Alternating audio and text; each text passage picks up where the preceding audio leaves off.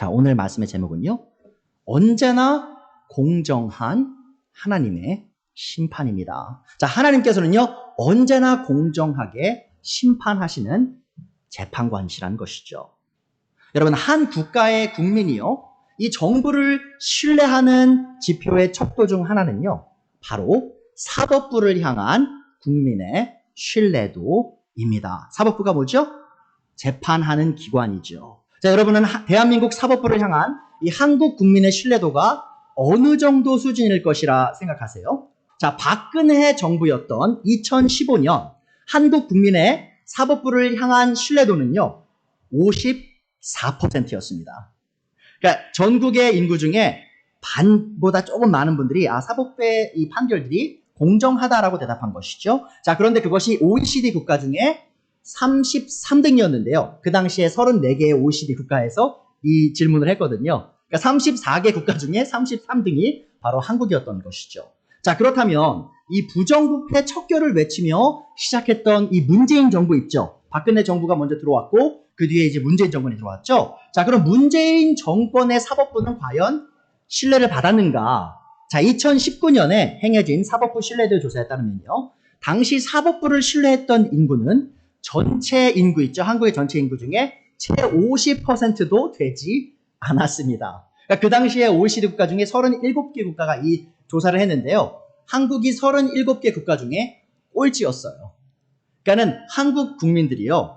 한국의 사법부를 그렇게 신뢰하지 않고 있다라는 사실을 우리가 알 수 있죠.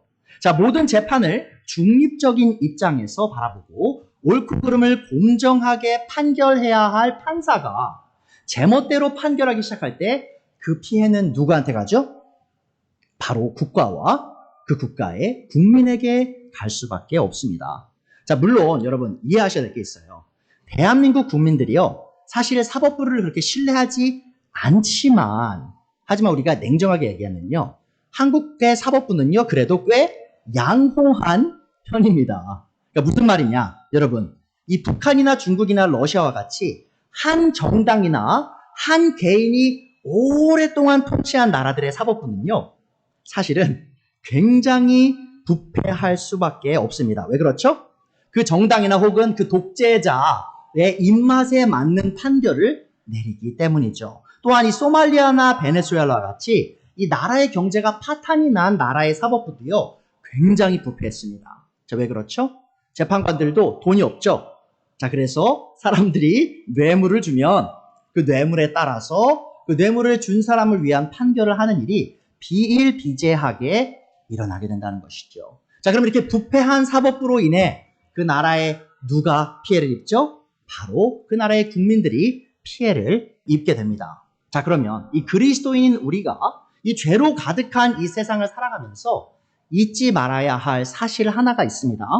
자, 우리가 이 사법 시스템이 이 신뢰할 만한 나라에 살든 혹은 신뢰할 만하지 않은 나라에 살든 우리의 소망은 인간의 사법 시스템에 있지 않다는 것이죠. 자, 무슨 말이냐? 이 정의가 이 땅에 있길 바라는데 우리가 이 나라의 정부가 혹은 이 사법부가 완전한 정의를 이루어서 우리가 잘 먹고 잘 살 수 있는 나라를 소망하는 것, 그것이 우리의 소망이 아니라는 겁니다. 자, 우리의 소망은 모든 것을 보시고 아시는 이 전 우주의 공의로우신 재판관이신 하나님께 있음을 기억해 주세요. 자, 그래서 오늘 말씀의 대지입니다. 하나님께서는 의인과 불의한 자 모두를 그들의 행위에 따라 공정하게 심판하시는 재판관이십니다. 자, 우리 오늘 이미 로마서 1장 18절을 통해 하나님께서 죄를 향해 진노하시고 죄를 심판하시는 공정하신 재판관이시라고 배웠습니다. 자, 그리고요, 하나님께서는 불의한 죄인을 그들의 행위대로 심판하실 뿐만 아니라 의로운 자신의 백성들을 그들의 선한 행위에 따라 보상해주는 분이시다라고 성경은 말하고 있어요. 자, 그래서 오늘 첫 번째 요지입니다. 공정하신 하나님께서는 모든 사람에게 그가 행한 대로 갚아 주십니다. 자, 로마서 2장 6절에 나오죠. 하나님께서는 각 사람에게 그가 한 대로 갚아 주실 것입니다 라고 바울이 말하고 있어요. 자, 바울은요, 여기서 시편 62편 12절과 잠언 24장 12절을 인용해서 하나님께서 각 사람에게 그가 한 대로 갚아주시는 공정하신 법관이시다라고 명확하게 보여줍니다. 자, 그리고 나서 바울은 이 두 종류의 삶과 그들을 향한 이 하나님의 심판을 비교하고 있어요. 자, 이 두 종류의 사람들은 누구죠? 바로 첫 번째, 의로운 삶을 사는 성도와요. 또한 불의한 삶을 사는 불신자입니다. 자, 의로운 성도는 어떤 삶을 살아가죠? 7절부터 나오죠? 의로운 성도는 참으면서 선한 일을 하여 영광과 존귀와 불면할 것을 구하여 이 자신의 삶의 가치가 이 땅에 속하지 않았음을 증명합니다. 보세요, 여러분. 성도가 대체 왜 그러면 이 땅에서 살아갈 때 참으면서 살아가야 될까요? Why should they live with patience? 자, 그것은 바로 이 죄악으로 가득한 이 세상에서 살아가는 것이 쉽지 않기 때문이죠. 자, 그렇다면 그리스도인으로 살아가는 것이 왜 쉽지 않나요? 왜 그리스도인으로 살아가는 것이 인내를 필요로 하나요? 자, 그것은 바로 이 그리스도인으로서 이 땅에 살아가는 것들이 남들이 하는 일들을 하지 않고요. 또한 남들이 하지 않는 일을 하면서 살아가는 삶이기 때문입니다. So living a Christian life is this. You do what the other people don't do, and you don't do what other people do. That's why it takes patience to live as Christians on earth. 자, 그러면 하나님의 백성으로서 남들은 쉽게 하지만 우리가 하지 않는 일들은 무엇이 있나요? 여러분, 남을 비방하는 것 있죠? 그리스도인들, 참된 그리스도인 남 비방하는 것, 아무 이유 없이 비방하는 것 하지 않죠? 또 욕이나 뒷담화 같은 거 하지 않습니다. 혹은 참된 크리스천들은요, 개인적인 이득을 위한 거짓말 하지 않습니다. 또한 남의 것에 손대는 것 있죠? 남의 것을 훔치는 것 또한 하지 않죠. 자, 또 우리는요, 우리의 맑은 정신을 빼앗아가는 술 취함 같은 것들을 멀리 하죠. 마약 같은 것들을 손대지 않습니다. 또한 우리는요, 이 성적인 죄를 짓는 것을 두려워하고요, 성적인 죄로부터 멀리 하려고 노력하면서 살아가죠. 자, 그러면 우리가 또한 하나님의 백성으로서 남들이 하지 않지만 하는 일들은 뭐가 있나요? 한번 생각해 보세요, 여러분. 우리가 지금 일요일이죠. 보통 사람들이 주일날 뭐 하죠? 일요일날 뭐 하죠? 놀러 가요. 여러분, 주일 오후에 이렇게 시간 내셔서 경배 드리는 것 세상 사람들 하지 않습니다. 자, 그러나 우리는요, 우리의 시간과 돈을 사용하여서 하나님을 경배하고요, 또한 교회를 섬기죠. 남들이 안 하는 걸 우리가 하고 있습니다. 또한 우리가 우리 자신을 희생해서 남들에게 양보하는 삶을 살아갈 때도 많이 있죠. 또한 우리에게 잘못한 사람들을요, 우리가 용서합니다. 근데 여러분, 세상 사는 사람들 용서 잘 안 해요. 나에게 기분 나쁜 일을 하면, 나에게 피해를 주는 일을 하면 그거 용서하지 않아요. 하지만 크리스천들은 뭐죠? 우리 주기도문 하잖아요. 어떻게 기도합니까? 주기도문에서 하나님, 우리에게 빚진 자를 용서해 주는 것처럼 우리의 죄를 용서해 주십시오라고 기도하죠. 자, 우리는 용서하는 사람들이에요. 남들이 안 하는 걸 하죠. 또 잘못했을 때요, 우리 스스로 잘못했을 때 우리의 잘못을 시인하는 사람들입니다. 회개하는 사람들이죠. 또한 우리는 우리가 가진 것에 만족하면서 살아가는 사람들이죠. 자, 그게 바로 크리스천의 삶입니다. 자, 그리스도인인 우리가 참으면서 선을 행하며 살아갈 수 있는 이유가 과연 무엇일까요? 자, 그것은 바로 우리의 삶의 가치가 잠깐 있다가 사라지는 이 땅에 속한 것들에 매여 있지 아니하고 영원히 불변하는 이 하나님의 영광과 존귀를 구하며 살아가기 때문입니다. 자, 여러분 보세요. 이 참된 신자들의 관점은요, 영원한 것에 속해 있어요. 이 땅에 속한 것에 속하지 않고요, 영원한 것을 바라보면서 살아간다는 것이죠. 또한 우리가 이 하나님의 영광과 존귀를 구할 수 있는 또 다른 동기는 바로 하나님께서 우리의 모든 선한 행위를 보상해 주시는 공정하신 하나님이시기 때문입니다. 자, 하나님께서는요, 인내하면서 선을 행하는 자신들의 백성들에게 영원한 생명으로 보상해 주시는 공정한 재판관이다라고 바울 사도는 얘기하고 있어요. 그러니까 여러분 좀 손해보는 느낌으로 사실 수 있어요. 왜 나는 남들이 하지 않는 일을 해야 되죠? 혹은 왜 남들이 하는 일을 하지 말아야 되죠? 라고 의문이 드실 때 기억하셔야 될 진리가 뭐냐? 바로 하나님께서 모든 것을 보시고 보상하시는 분이기 때문이죠. 자, 그렇다면 불신자들은 왜 불의한 삶을 살아갈까요? 왜 죄를 짓기를 두려워하지 않을까요? 그것은 그들의 삶에서 가장 중요한 것이 이 하나님의 영광과 존귀가 아니라 바로 스스로의 영광과 존귀이기 때문입니다. 자, 그러하기에 바울은 8절에서 이 죄인들, 믿지 않는 자들이 이기심에 사로잡혀서, 보세요 여러분. 신자들은 참으면서 산다고 했죠?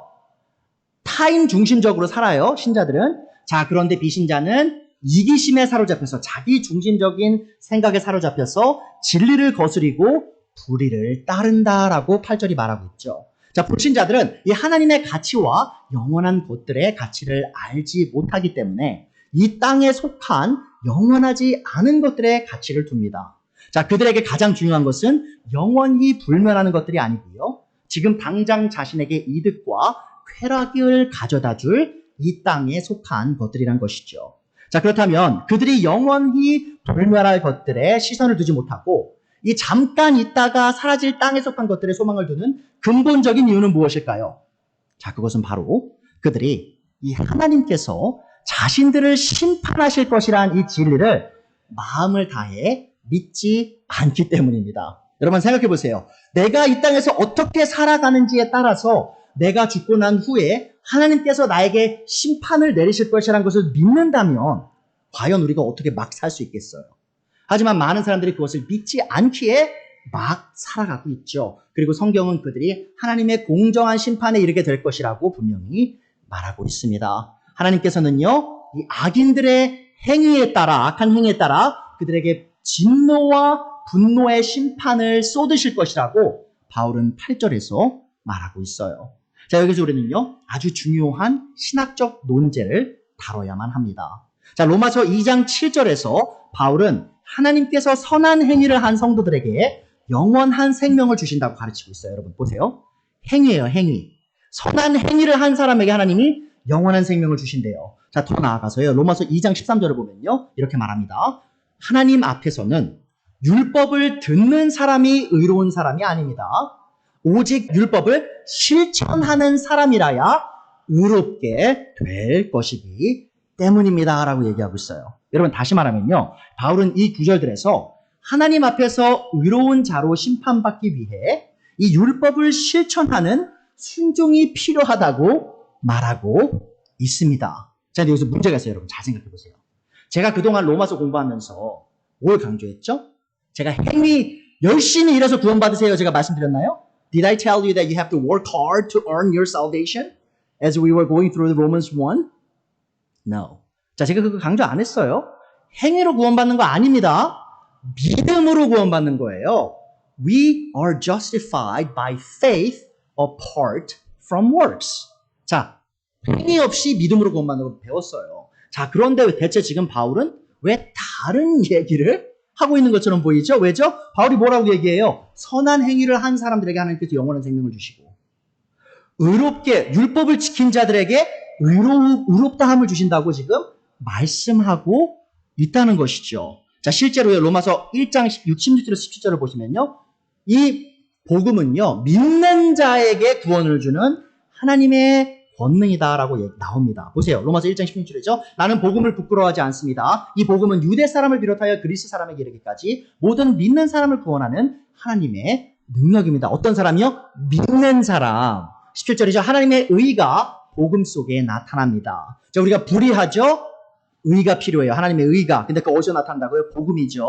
이 일은 오로지 믿음에 근거하여 일어납니다. 자, 이것은 성경에 기록한 바 의인은 믿음으로 살 것이다 한 것과 같습니다. 지금 바울이 지금 뭐라고 계속 강조하죠? 의롭게 되는 일은 오직 믿음, 행위를 강조하지 않고 있어요. 더 나아가서요, 로마서 3장이죠. 지금 우리가 로마서 2장에 있잖아요. 다음 장에 가시면요, 또한 바울은 또 이렇게 말해요. 행위로서 누구도 하나님 앞에 의롭게 될 수 없다. 보세요. 로마서 3장 20절. 그러므로 율법의 행위로는 하나님 앞에서 의롭다고 인정받을 사람이 아무도 없습니다. 율법으로는 죄를 인식할 뿐입니다. 또 27절에 나오죠. 그렇다면 사람이 자랑할 것이 어디 있습니까? 전혀 없습니다. 무슨 법으로 의롭게 됩니까? 행위의 법으로 됩니까? 아닙니다. 믿음의 법으로 됩니다. 사람이 율법의 행위와는 상관없이 믿음으로 의롭다고 인정을 받는다고 우리는 생각합니다. 자, 보세요, 여러분. 지금 로마서 2장에서 바울이 뭐라고 얘기했죠? 사람이 선한 행위로 영원한 생명을 받고요. 사람이 율법을 지켜서 의롭게 된다고 얘기했어요.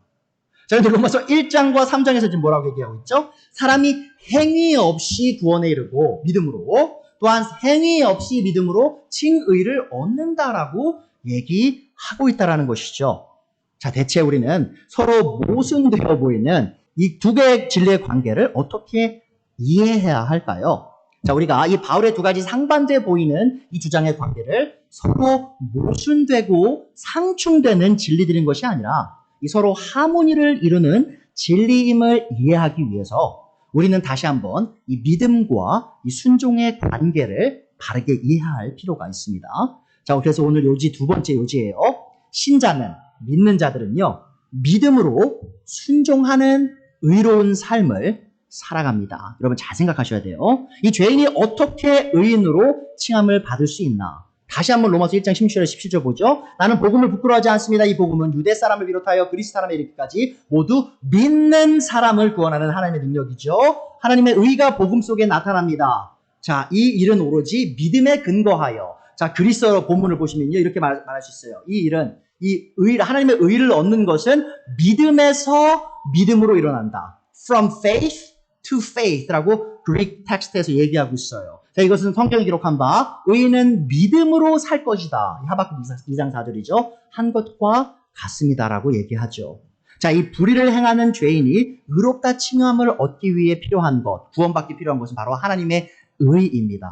자, 그리고 하나님의 의를 얻기 위해 필요한 것은 믿음뿐이죠. 자, 다시 말해서 이 하나님의 진노의 심판을 받아 마땅한 불의한 죄인인 우리가 하나님 앞에서 불의가 없는 의인으로 드러나기 위해 필요한 것은요, 바로 십자가의 복음을 믿는 것뿐이다라는 것을 우리는 분명히 알 필요가 있어요. 자, 죄인이 예수님의 대속의 죽음과 이 권능의 부활을 믿고 예수님을 자신의 구원자와 주인으로 받아들일 때 이 예수님의 의가 죄인에게 전가되는 것이죠. So Christ's righteousness is imputed to those who believe in his death and resurrection. 자, 이 과정에서 필요한 것은 오직 믿음뿐입니다. 자, 그리고 믿음으로 의롭게 된 의인은 자신의 삶을 믿음으로 살아감을 기억해 주세요, 여러분. 17절 후반부에 뭐라고 나오죠? 기록된 바 의인은 어떻게 산다고요? 믿음으로 살아갈 것이다. 이 의미는요, 단순히 의인은 믿어서 구원받는다는 의미뿐만 아니고요, 의인은 살아갈 때 믿음으로 살아간다는 겁니다. 자, 그렇다면 믿음으로 살아가는 의인이 된 죄인은 어떤 삶을 살아갈까? 한번 보세요. 자, 우리는 이미 이 죄인을 구원하는 믿음이 결코 홀로 존재하지 않음을 자세히 배웠었어요. 자, 우리는 로마서 1장 5절을 이미 배웠습니다. 그것을 통해 1장 5절을 통해 우리는 언제나 믿음이 순종을 동반함을 배웠었어요. 자, 로마서 1장 5절 제가 읽어드릴게요. 자, 우리는 그를 통하여, 예수님을 통하여 은혜를 입어 사도의 직분을 받았습니다. 그것은 우리가 그 이름을 전하여 모든 민족이 어떻게 된다고요? 믿고 순종하게 하려는 것입니다. 자, 믿고 순종하다를요, 직역을 하면 이렇게 됩니다. 믿음의 순종을 위한 것이다. 자, 그리고 우리가 이것을 의역하면 이렇게 됩니다. 믿음에서 기인하는 순종을 위한 것이다. 자, 하나님께서 바울에게 이방인들의 사도가 된 은혜를 주신 이유가 뭐라고요? 바로 모든 민족이 예수님을 믿어 예수님께 순종하게 하려 하는 것이다 라고 말하고 있어요. 자, 이것을 돌려 말씀드리면 이겁니다, 여러분. 믿음이 있으면요, 어떤 게 있다고요? 순종이 오는 거예요, 여러분. 순종이. 이 말을 반대로 하면 순종이 없으면 우리가 뭐라고 결론 내릴 수 있다고요? 믿음이 없는 거예요. 여러분, 믿음이 있는 곳에 순종이 옵니다. 왜냐하면 바울이 전한 믿음, 복음을 향한 믿음은 언제나 순종이라는 열매를 맺기 때문이죠. 믿음과 순종은 언제나 같이 갑니다. 여기에서 우리는 이 바울이 말하는 참된 믿음과 이 현대 대다수의 교인들이 고백하는 이 믿음의 괴리를 발견하게 됩니다. 이 성경을 믿을 때, 이 복음을 믿을 때 성경은 순종이 나온다라고 강조하죠. 자, 그러나 너무나 많은 사람들 있죠? 예수님을 믿는다라고 고백하는 사람들이요, 순종이 없는 삶을 살아요. 여기서 우리가 기억해야 되는 게 있는데요. 전에도 강조했었어요. 이 성경이 말하는 순종은요, 모든 명령을 완벽하게 지키는 완벽한 순종을 의미하진 않습니다. 자, 믿음으로 의롭다 칭함을 얻은 성도도요, 때로는 죄를 짓고 넘어지기 때문이죠. 자, 그래서 제가 이 순종에 대해서 강조할 때요, 성경의 순종에 대해서 강조할 때 완전한 순종, 완벽한 순종을 얘기하는 건 아님을 기억해 주세요. 제가 예를 들어 드릴게요, 여러분. 이 베드로 있죠, 베드로? 베드로는 분명히 예수님을 바르게 믿은 구원받은 성도였어요. 그렇죠? 자, 그리고요, 예수님께서는 이 베드로를 포함하여 이 마귀를 내쫓은 제자들에게 그들의 이름이 하늘에 기록되어 있다라고 누가복음 10장 20절에서 말합니다. 뭔 말이죠? 이름이 하늘에 기록되어 있다. 생명책에 기록되어 있다. 구원 받았다라는 의미죠. 자, 이 말은 곧 이 베드로를 포함한 예수님의 이 제자들이 구원받은 성도들이었다는 거예요. 자, 그렇다면 이 베드로와 다른 제자들이 죄를 한 번도 안 짓는 완벽한 순종의 삶을 살았나요? 전혀 그렇지 않죠. 자, 여러분, 우리는 베드로가 예수님을 3번 부인한 사실을 알고 있습니다. 자, 그렇죠? 자, 더 나아가서요, 베드로가 사도가 되고 난 후에 다른 유대인들이 두려워서요, 이방인들이랑 밥을 먹고 난 다음에 마치 이방인과 식사를 안 한 척 위선의 죄를 지은 적이 있었어요. 그러니까 저희가 지난주에 위선 배웠잖아요. 베드로가 사도가 된 후에도 그런 위선의 죄를 지은 적이 있습니다. 그래서 갈라디아서 2장을 보시면요, 베드로에 대해서 바울이 꾸짖었어요. 너가 스스로 복음을 믿는다고 하면서 이방인과 유대인의 차이가 있는 것처럼 행동하면 그 복음의 진리를 억압하며 배격하며 사는 것인 줄 모르냐 하면서 바울이 베드로를 꾸짖었다는 것이죠. 자, 무슨 말이냐? 베드로가 구원을 받고 난 후에도 죄를 지었던 적들이 있었다는 겁니다. 자, 그렇다면 우리는 이 베드로가 저지른 이러한 죄들로 인해 베드로가 불순종의 삶을 살았다고 결론을 지을 수 있나요? 아니죠. 베드로는 순종의 삶을 살았어요. 자, 베드로는요, 여러분, 예수님을 부인하는 그 죄를 짓고 난 뒤에 어떻게 했죠? 계속 예수님을 부인했나요? 아니죠. 회개했어요. 돌이키고요, 결국 베드로가 어떻게 죽었는지 아십니까? 교회 역사에 따르면 베드로는 십자가에 거꾸로 매달려서 죽었다라는 그런 기록도 있습니다. 예수님을 위해 생명을 버린 사람이에요. 자, 더 나아가서 성경에 나오진 않지만 바울이 베드로를 꾸짖었을 때, 너가 그런 위선의 행위를 했다라고 꾸짖었을 때 베드로가 고개를 쳐들고 나 안 그랬는데 이랬을까요? 아니죠. 베드로는 분명히 얘기했을 거예요. 바울 사도와 다른 형제자매들에게 내가 잘못했습니다.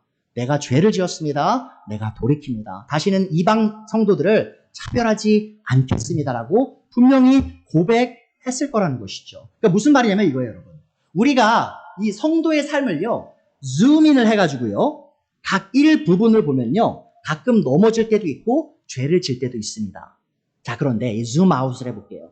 성도의 삶을요, 전체를 처음부터 끝까지 줌아웃을 해서 보면 그 전체의 삶은 어떤 모습으로 나타나냐? 바로 순종의 모습으로 나타나게 된다는 겁니다. 왜냐하면 우리가 잘못하더라도 거기에 멈춰있지 않기 때문이죠. 그 죄를 회개하고 계속해서 믿음에 따라 믿음으로 살면서 이 순종하기를 멈추지 않기 때문입니다. 자, 여러분, 이 베드로의 예를 통해서요, 우리는 이 성경이 말하는 의로운 삶, 이 순종의 삶이 죄를 짓지 않는 완벽한 삶이 아니라 때로는 죄를 지을지라도 그 죄를 돌이키고 또 다른 기회가 왔을 때 순종의 모습을 보이는 삶임을 알 수 있습니다. 또한 이 믿음을 가진 신자의 전체 삶을 볼 때 그 삶은 참으면서 선한 일을 하여 영광과 존귀와 불멸의 것을 구하는 삶이 될 것이라는 것이죠. 자, 그리고 신자가 이러한 순종의 삶을 살아갈 수 있는 이유는 뭐죠?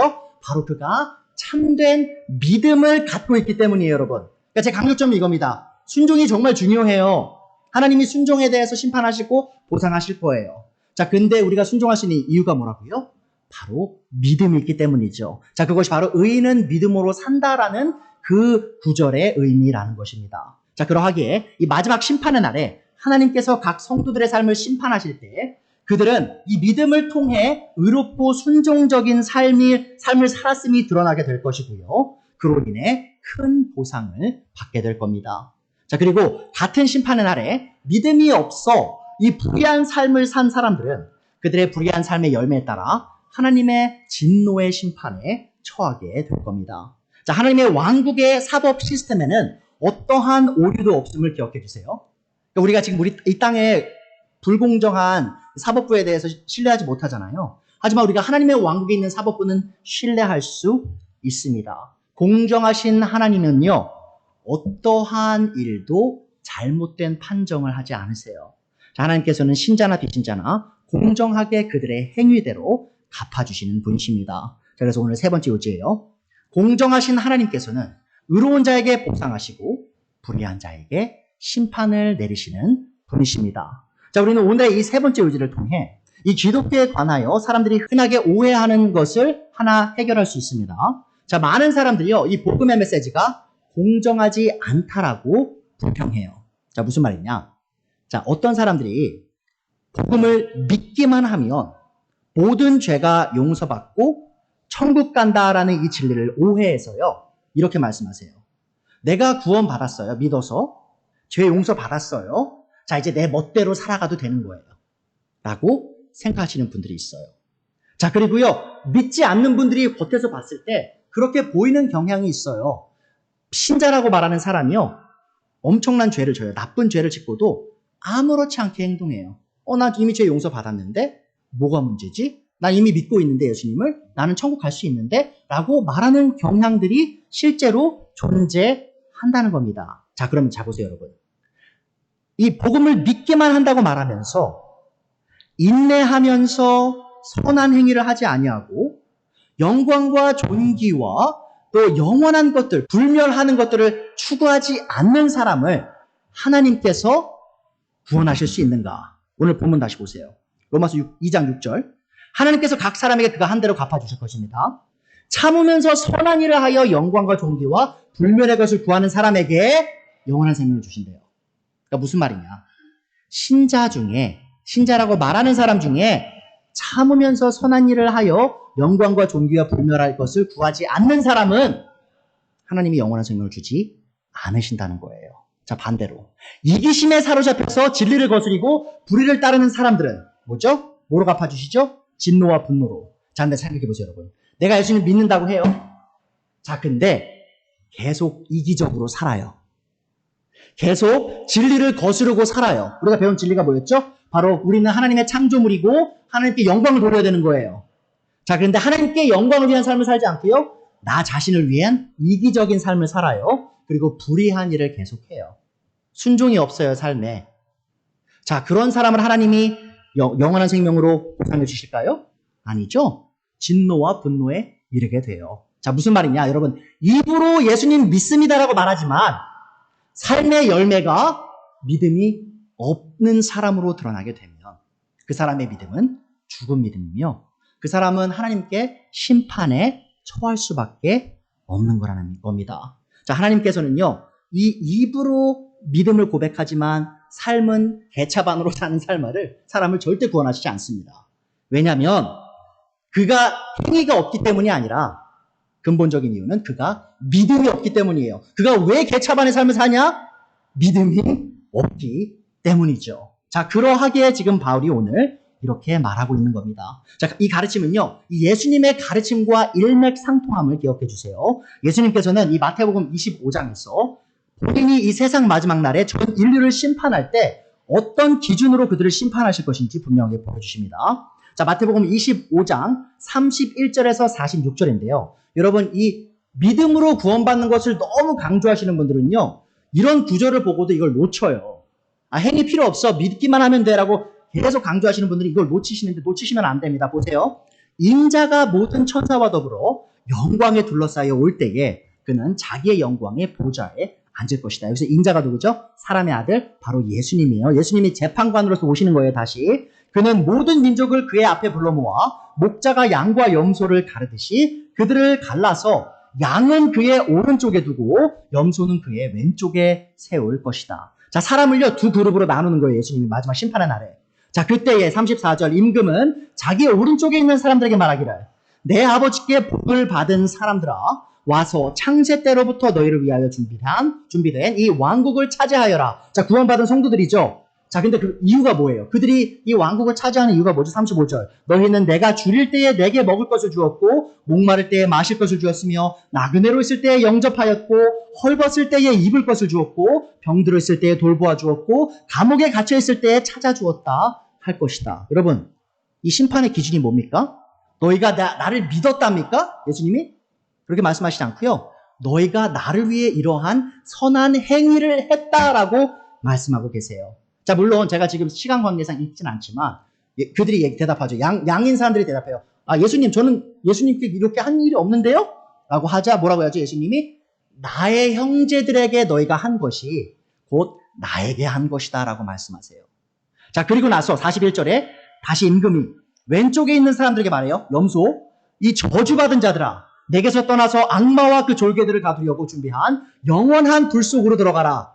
자, 영원한 심판이죠. 자, 근데 그 이유가 뭐죠? 이렇게 말씀하시나요? 너가 내 복음을 안 믿었지? 그러니까 지옥과 이렇게 말씀하세요? 아니죠. 42절이에요. 너희는 내가 줄일 때에 내게 먹을 것을 주지 않았고, 목마를 때에 마실 것을 주지 않았고, 나그네로 있을 때에 영접하지 않았고, 헐벗을 때에 입을 것을 주지 않았고, 병들어 있을 때나 감옥에 갇혔을 때에 찾아주지 않았다. 또 뭘 얘기하죠? 행위를 말씀하세요.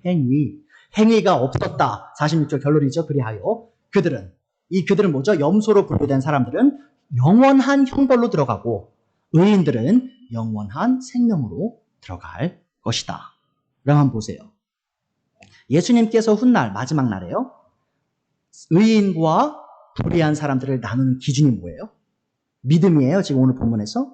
아니죠. 행위예요. 행위. 그들의 행위에 따라. 자, 그런데 이 말이 곧 그러면 하나님께서 훗날에 우리의 행위에 따라 우리를 심판하실 것이냐? 이 구원을 못 받는 것.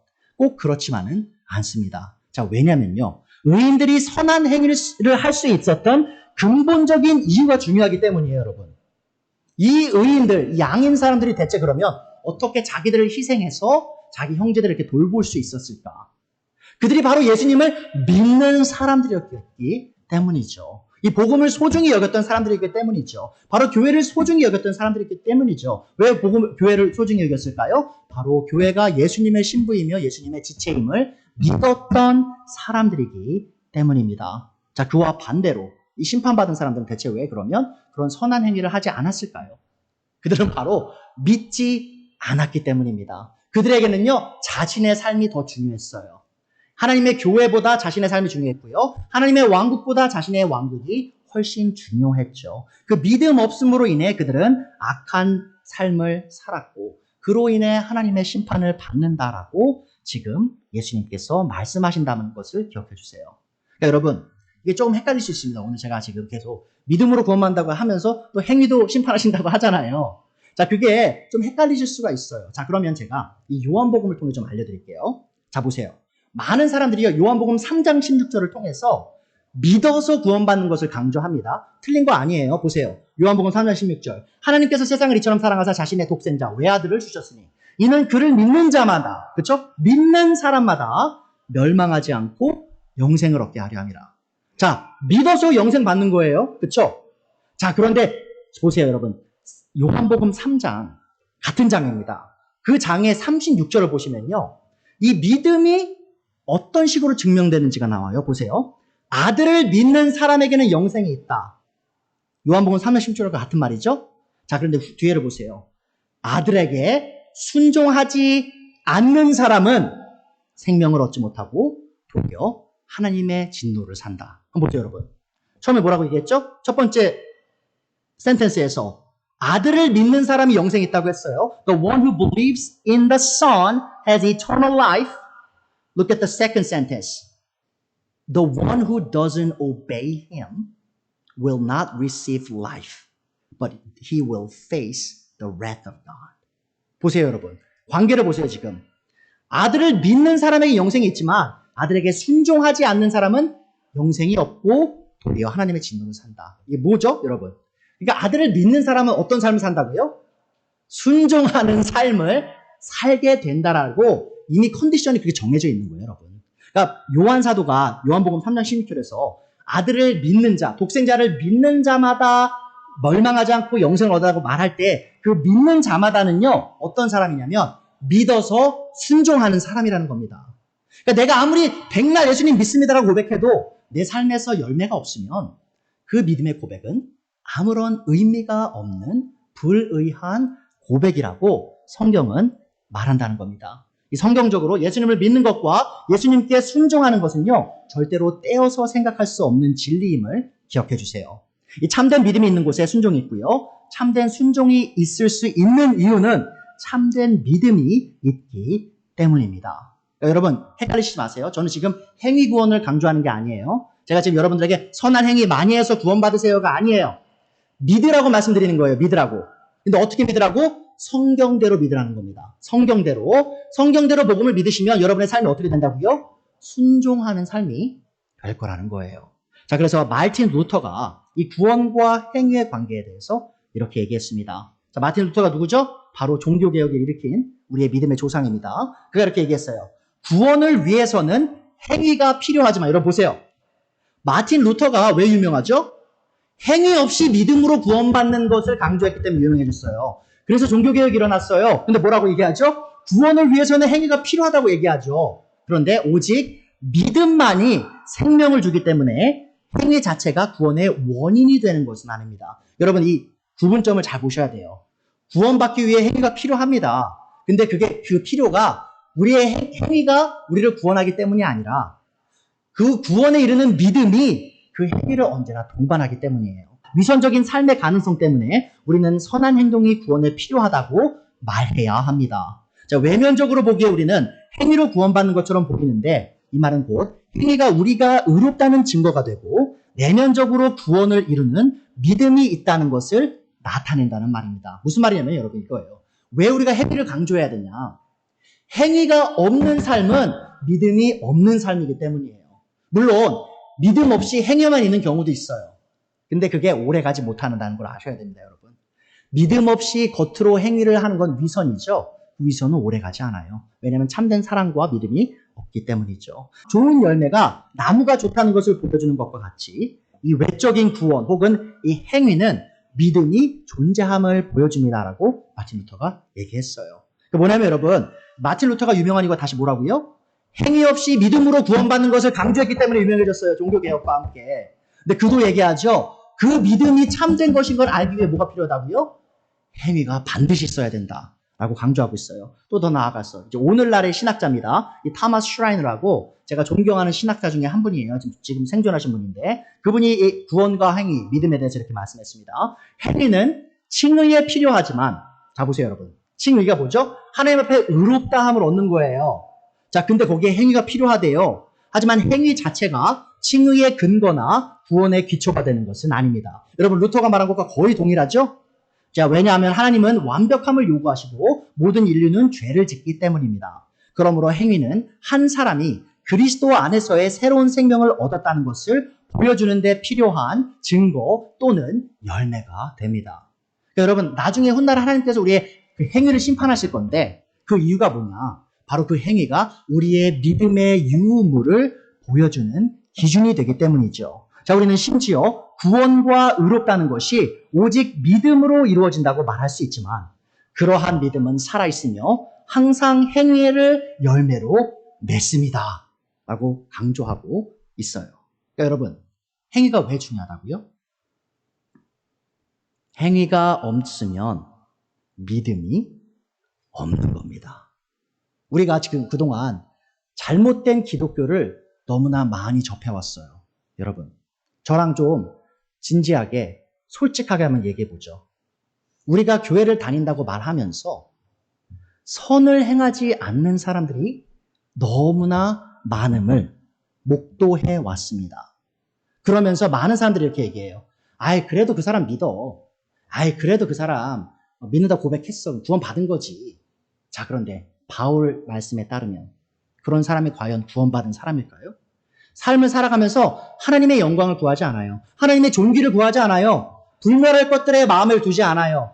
오히려 이기적으로 살아요. 자기 영광만을 위해 살아요. 자기 쾌락만을 위해 살아요. 그리고 땅에 속한 것만을 위해 살아요. 자, 그런 사람이 지금 믿음이 있는 사람이라고요? 없는 사람이라는 것이죠. 자, 그래서 하나님께서 모든 것을 공정하게 심판하시는 분이기 때문에 그 행위가 없는 사람은 믿음이 없는 사람에게 심판하신다는 겁니다. 자, 오늘 대제 말씀 다시 기억해 주세요. 하나님께서는 의인과 불의한 자 모두를 그들의 행위에 따라 공정하게 심판하실 것입니다. 하지만 이 말이 곧 행위로 구원받는 말이 아니라는 것을 또 기억해 주세요. 하지만 우리의 믿음에 있어서 이 순종과 행위가 너무나 중요하다는 사실 또한 기억해 주시기 바랍니다. 다시 한번 마지막으로 강조할게요. 오해하실까 봐. 행위로 구원받지 않아요? 믿음으로 구원받죠. 근데 믿음에 있는 곳에 뭐가 있다고요?